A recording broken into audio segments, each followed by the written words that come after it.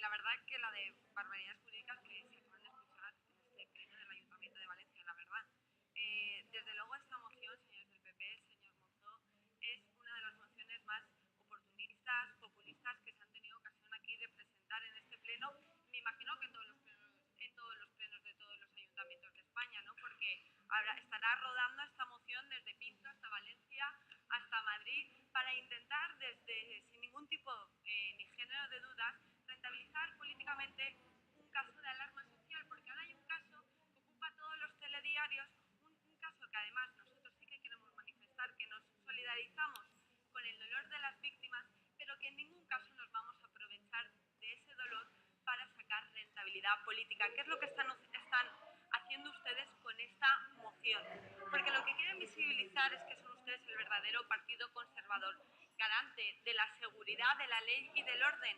Pero yo les quiero recordar que eso les está posicionando, ¿sabes dónde? En el bloque anticonstitucionalista.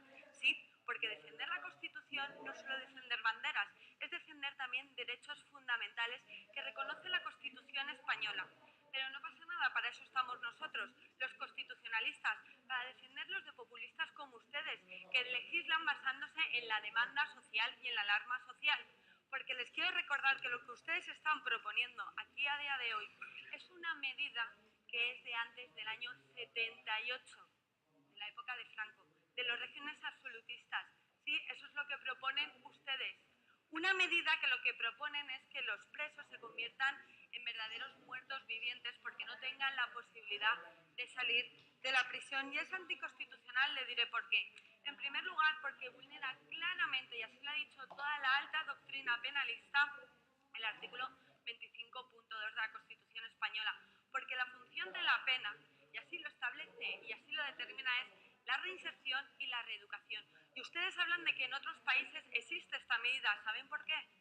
Porque no tienen esta limitación constitucional. Si no les gusta, oigan, propongan reformar la Constitución, pero hablemos de todo, no solo de lo que ustedes quieren. Esta medida en concreto es claramente no solo anticonstitucionalista porque vulnera claramente la finalidad de la pena, sino también otros artículos como el artículo 9, la dignidad de las personas, el artículo 10, que habla sobre todo, el artículo 10 que habla de la dignidad de las personas, porque está probado por informes médicos que una persona que no tiene una perspectiva de poder salir de la prisión cae en enfermedades mentales, en depresiones y por lo tanto causa un perjuicio directo en el desarrollo de su personalidad.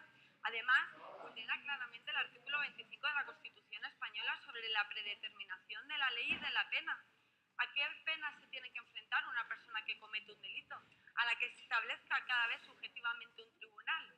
Eso está claramente ya cerrado jurisprudencialmente y doctrinalmente, que las penas deben de estar predeterminadas por ley y que ningún juez, ningún tribunal pueda a su libre albedrío determinar qué penas deben de cumplir en cada caso en concreto. Además, no solo eso, le quiero recordar que la finalidad de las penas, además de ser reinsertoras y reeducativas, son sobre todo preventivas, señores del Partido Popular, que lo que pretenden es proteger los bienes y los derechos que tutelan jurídicamente, que en ningún caso lo que pretenden es castigar punitivamente, no pretenden devolver el mal causado, porque si no tendríamos un código penal que a los ladrones les cortaría la mano, a la gente que asesinara instauraríamos la pena de muerte. Si hay demanda social, lo preguntamos. Como estamos legislando en base a la demanda social, en base a la alarma social, podríamos caer en ese tipo de cuestiones. Pero afortunadamente, para eso estamos los constitucionalistas, los demócratas, los que nos creemos que realmente la Constitución, además de defender símbolos y banderas, defienden también derechos fundamentales. Y como dijo el padre del derecho penal europeo, Ferrajoli, al que desde luego les insto a que se lean y estudien encarecidamente, ya estaremos nosotros los demócratas para garantizar los derechos de las minorías frente a las mayorías, de los que ustedes quieren aprovecharse electoralmente.